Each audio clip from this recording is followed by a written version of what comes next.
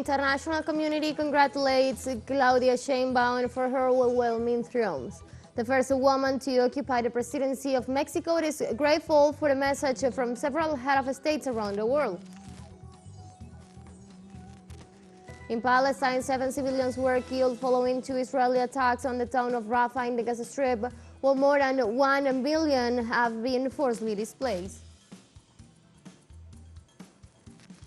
And in Brazil, new rainfalls and strong winds continue to affect the state of Rio Grande do Sul, increasing the water levels of the Guaíba Lake.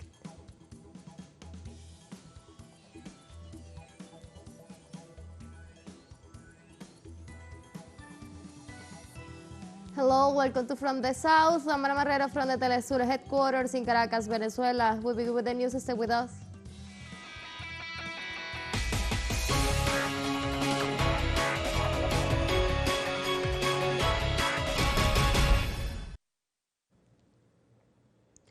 In Mexico, the candidate for the Let's Keep Making History coalition, Claudia Sheinbaum, became the first woman to be elected president of the country. In this sense, the president of the National Electoral Institute, Guadalupe Tadei Zavala, detailed the data from the early count and set Sheinbaum as the winner with around 60.7% of the votes.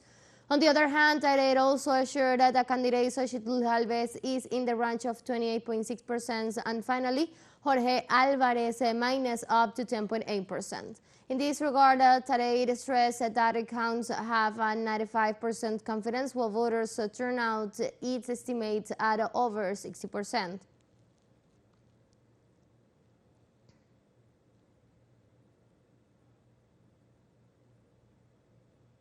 And now to extend our information on the event, we have Carlos Montero, our special envoy in Mexico. We are with you, Carlos. Thank you. We are here in Ciudad Mexico, Mexico City, the day after historic election, and the situation really here for Mexican is amazing. It was yesterday a very peaceful election that Claudia Sheinbaum, the official candidate, she made history because the preliminary result, the number we are using right now, she's going to be the future president of Mexico. For the first time in the history of this country, in the 200 years of democracy, a woman is going to be in charge of this Mexico.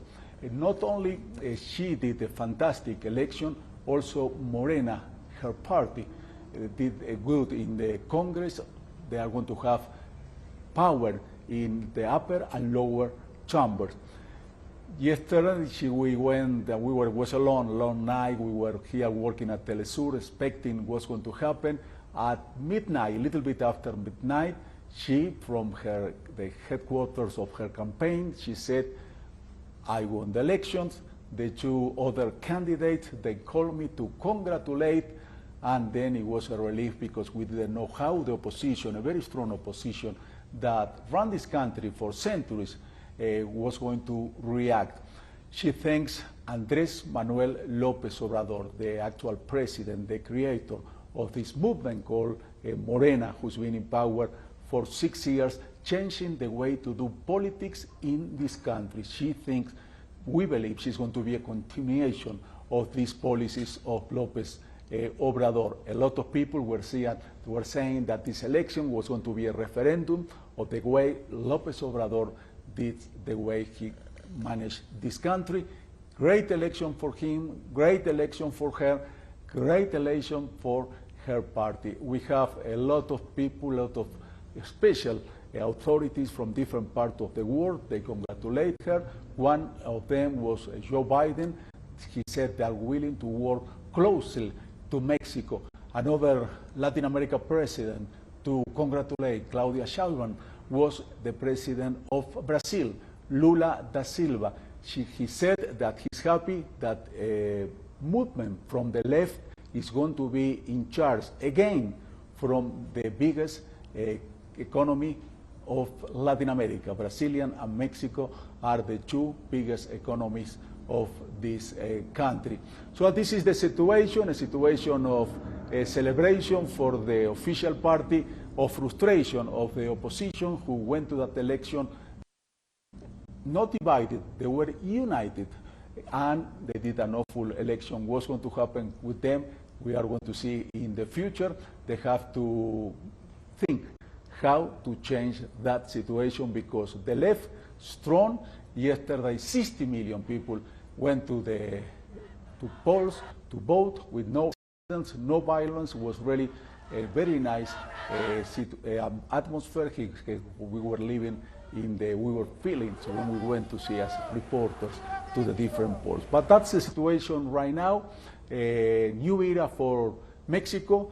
A woman who is a scientific, who's been working for social movement for a long time. She's 61 years old, and she's going to be in charge of this country in a few months. In October, she's going to take power. I'm going back to you, to the students. In this context, through her X account, new president of Mexico, Claudia Sheinbaum, thanks President Nicolás Maduro for his message after her victory of the elections. She said, "Thank you very much for the congratulations to President Nicolás Maduro. It was a great democratic and participatory day for our people."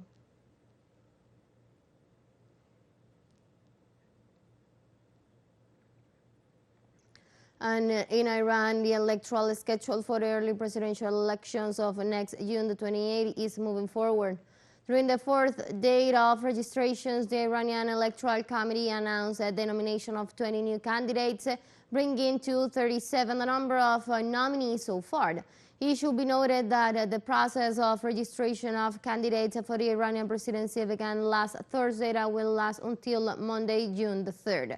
In this sense, whoever gets elected president of the country will serve as full 4-year terms ahead of the government. It should be noted that Iran is calling for early elections after the recent death of former President Ibrahim Raisi in a plane crash on May the 29th.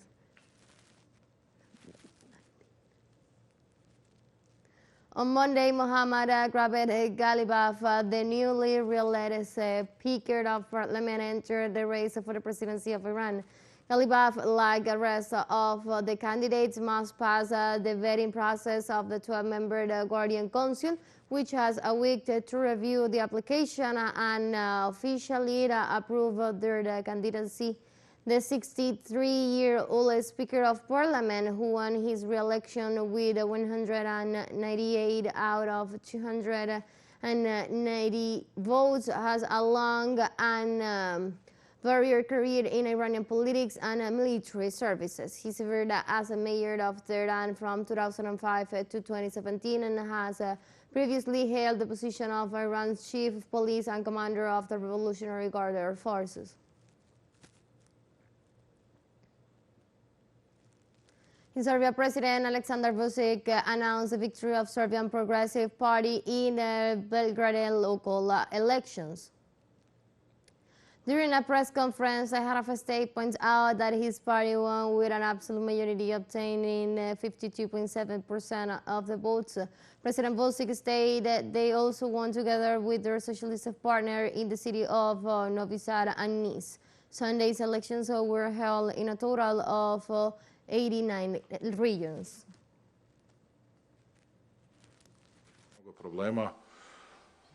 We have a lot of work ahead of us, a lot of problems. As President of the Republic and friend of all these people, I can say that difficult times are ahead of us, very difficult times, for which we are not to blame nor do we deserve them. As for the foreign political situation, it will be more and more difficult. We will have to preserve our country, preserve peace, but also our freedom.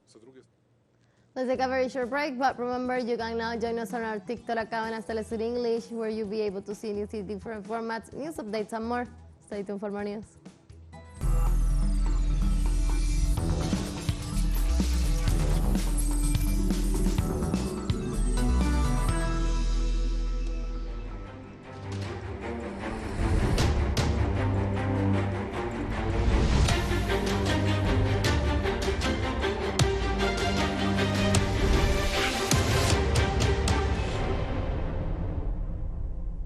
Welcome back to From the South. Humanitarian organizations warn that malnutrition threatens the life of at least 3,000 children in the Gaza Strip. The United Nations Children's Fund reported that the escalation of Israeli hostilities in Gaza has had a catastrophic toll on children and families.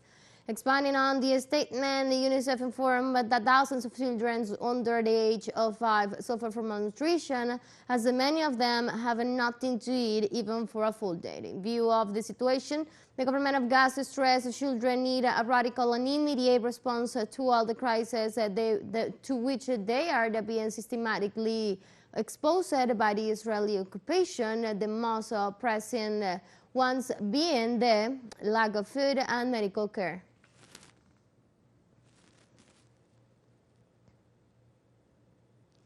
In Palestine, 7 civilians were killed following 2 Israeli attacks on the town of Rafah in the Gaza Strip, while more than 1 million have been forcibly displaced. According to the local media, 2 separate Israeli fighter jets carried out 2 attacks against the populated region of Kibbutz al-Das in the north of Rafah and the Saudi neighborhood in the west.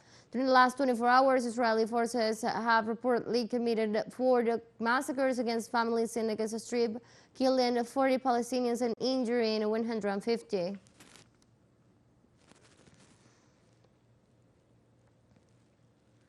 On Monday morning, citizens said goodbye to their beloved at a hospital after the massacre committed in the east region of Khan Yunis against the Al-Burain and Abu Qatar families by Israeli troops. Since the onset of the genocidal offensive against the Palestinian people on October the 7th, the regime has slaughtered 36,439 people, while over 82,000 have been injured.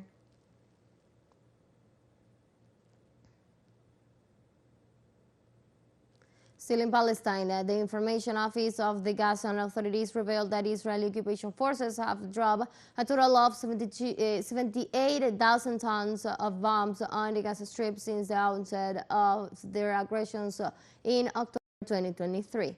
According to the briefing released on Monday, 240 days after the beginning of the aggression, the attacks have reportedly caused $33 billion worth of economic damage in the Gaza Strip. The report also informed that 1,095,000 Gaza suffer from infectious diseases as a result of experiencing constant displacements and poor living conditions.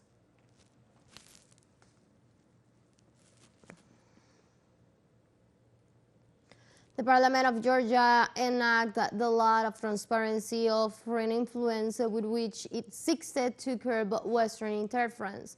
Despite the condemnation of the European Union and the United States officials, the law was signed by the President of the Parliament, Shavlad Papushvili, after being approved by 84 votes to 4, thus overcoming the presidential veto. The law obligates all non-governmental organizations and media outlets that receive more than 20% in their incomes from other countries to register with the Georgia Ministry of Justice.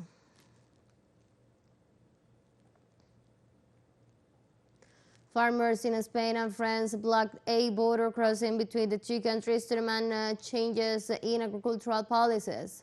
The demonstrators indicate that they plan to maintain the blockade until the morning of Tuesday, June the 4th. The demonstrators are demanding from the governments of both countries fiscal fuel rebates, prioritizing local products, and greater protection against petitions from countries outside the European Union.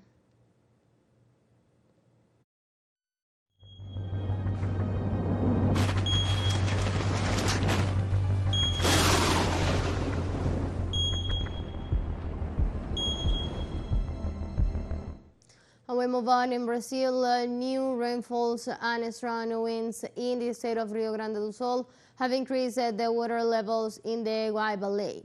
The floods were registered on Monday in the city of Porto Alegre after the waters of the lake increased their volume by up to 30 centimeters in 5 hours. On the other hand, gusts of winds of up to 50 kilometers per hour were also reported causing the water to move. The lake had reached a height of 3.43 meters over the weekend, its lowest point in more than a month.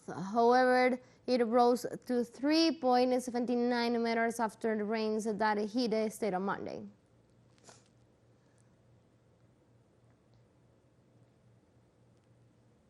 According to the latest civil defense bulletin, the weather tragedy in Rio Grande do Sul has left 172 people dead, 42 missing and 806 injured.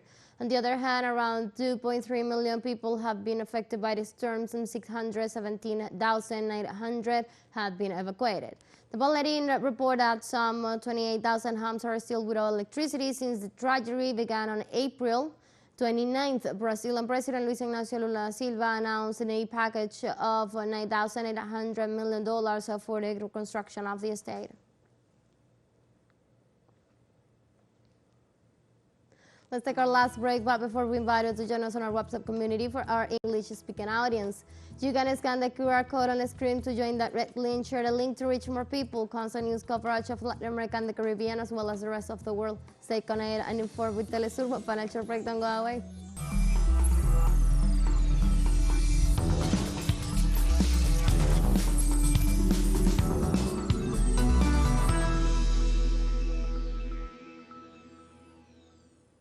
Welcome back.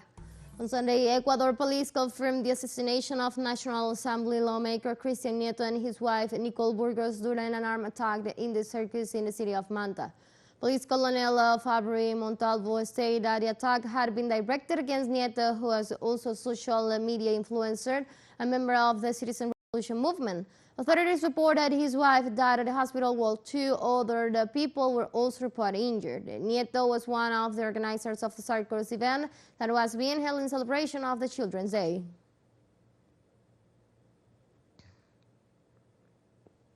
On Sunday, Guatemalan police dismantled the El Infiernito Maximum Security Center run by the Canada Gang and located in the department of Escuintla, south of the country's capital.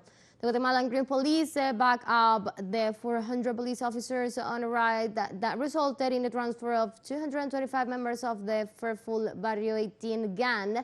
During the operation, authorities found the inmates had set up a call center for criminal purposes and were in possession of TV sets, refrigerators, and a crocodile for lake.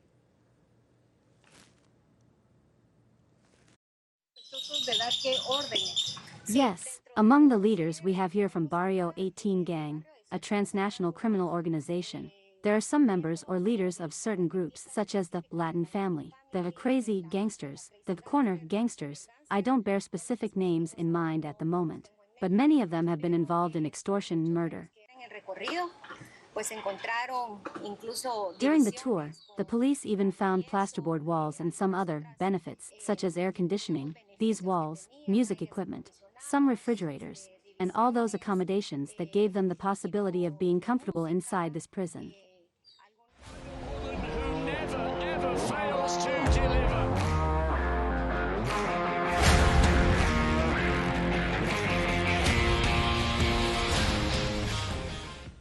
And from the south, we continue highlighting stories about how athletes are preparing for the Paris 2024 Olympic Games. This time, we go to Ethiopia, where long-distance runner Solomon Bagrat is hoping to win his second Olympic gold medal. Let's see.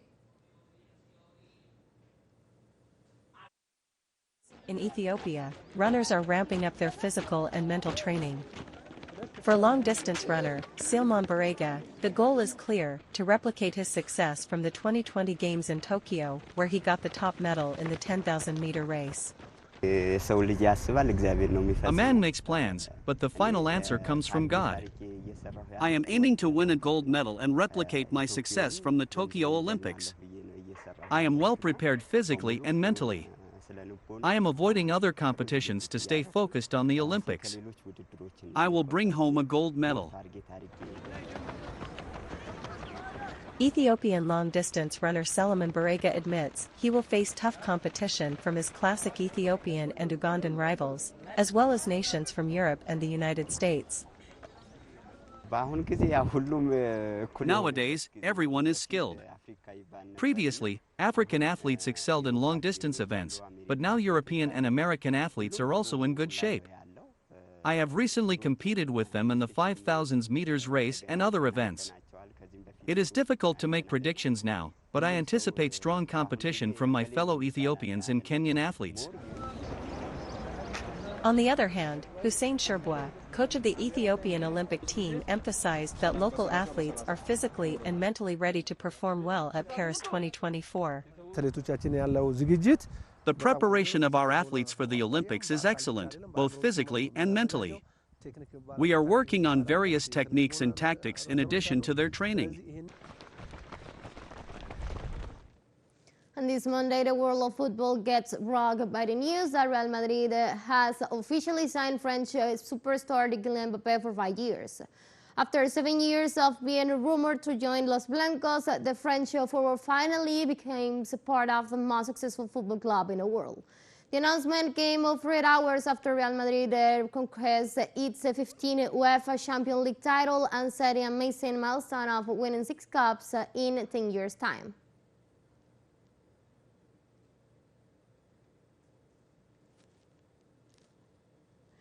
Mbappé took to X and said, "A dream come true, so happy and proud to join the club for my dream Real Madrid. Nobody can understand how excited I am right now. Can't wait to see you, Madridistas, and thanks for your unbelievable support. Al Madrid."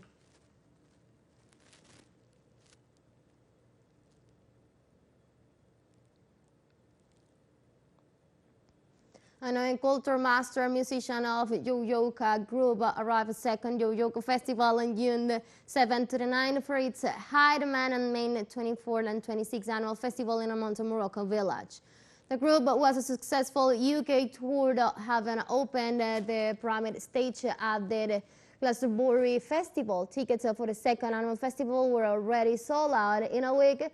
Just 50 pieces were available. The event offers participants an impressive, unique experience, as they said, with master musicians and their families, so accommodations, meals under the pick-up at the nearest city of Ras El Kebir, and their returns to the train station of Ras El Kebir will be guaranteed.